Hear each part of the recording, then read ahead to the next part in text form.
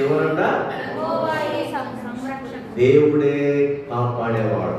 నీతిమంతులకు దేవుడే, వారి పిల్లల పిల్లలను దేవుడు, బైబిల్లో ఉంది, నీతిమంతుల వంశపు వారు దీవింపబడుతురు. హల్లెలూయా. నీతిమంతుల సంతానము భూమి మీద భిక్షం ఎత్తుకొననీయను అంటాడు దేవుడు వాక్యంలో. నీతిమంతుల సంతానం ఏం చేస్తాడు దేవుడు? భిక్షం ఎత్తనీయడు. హల్లెలూయా. కొంతమంది ఎప్పుడు కూడా అక్క వదిన ఏమిస్తారు, పంచదారియవా, వదిన కంది పంపియవా, కొంచెం టీ పొడి పెట్టవా, ఇవి అడుగుకునేటువంటి జీవితం. హల్లెలూయా. నీ స్థితి అలా ఉండవద్దు అంటున్నాడు దేవుడు.